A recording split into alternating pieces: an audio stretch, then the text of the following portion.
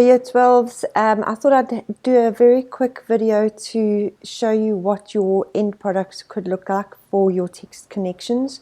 Remember, what I'm showing you is work that belongs to a previous student, so it's absolutely not intended to be a perfect version, but I thought it might give you a good idea of sort of length and what your paragraphs could look like.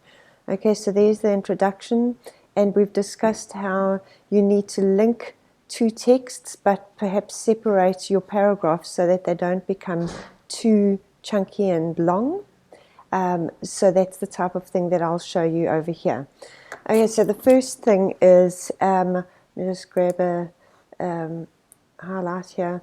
Okay, so can you see how this student has started with the I'll just highlight that, the theme that they're looking at. So rather than jumping directly into the films, they talk about violence, how it's a common theme and that it's getting worse. And then they start looking at, that's an example, which is quite good to add, and then they start looking at the films, so the 4 films that they're looking at: Shawshank, directed by Green Mile, which is what they chose, and directed by, etc. So I won't go and highlight everything, but that introduction is possibly better than, I'll skip to this one, where they jump directly into the films. So there's no sentence about the theme or where they're going with it. It's a good length for an introduction, but they've jumped directly in. And the same sort of thing with this one, a lot shorter, and they've only given the 4 texts. So I'd suggest that this is a better way to go about it. Just quickly highlight that. Okay, and then we get to paragraph 1, and I'll call it paragraph 1A and 1B if you like, because it's quite nice to have them separated for the marker. And then look at how this person has started, which I also think is quite a good way to start. So, prison violence is portrayed in Shawshank Redemption and The Green Mile by both the prisoners and the guards. So can you see, remember we said the bottom line or the main aim of this is to show connections, and so that person hasn't left us in any doubt because they've connected it in the very first sentence. Then they go into one text. So then they go into Shawshank Redemption, and it's basically your Peel structure. So they make the point that they highlight the violence of from the gangs towards individuals. Okay, then they go into the scene. So that's your explanation or your P and then your first E, and then they say it is shown through medium and close-up shots. So maybe I should highlight this to let the audience know something. So that's your second E or your evidence. And they also talk about dialogue, and they give the dialogue. So they've really given quite a few bits of evidence in a short space of time, and then they link it because they show what the viewer learns. Okay, so they've made some type of link, and remember we said to you it could be a link to society, or it could be a link to a lesson you learnt, and so they've done that. So that's your mini Peel structure. And then they bring in director's purpose, which a lot of your markers will be looking for. Okay, so quite a few things there just in terms of introduction and paragraph 1A, if you want to think of it that way. And then linked to that, because it's still continuing, or paragraph 1B, they start with in addition, and those little words just remind you that this paragraph is a good solid link to this one. And they talk about the violence portrayed in The Green Mile, which obviously was the text that they chose. And they say that it's similar, but they give the differences. And so that's their point. And then they go on to E, which is the explanation, the scene that it's seen in.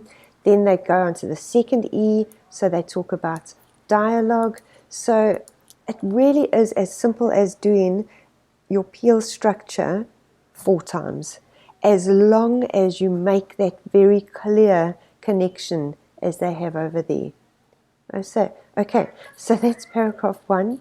Paragraph 2, look at how they have actually kept it as one paragraph, and it just becomes a little bit too long.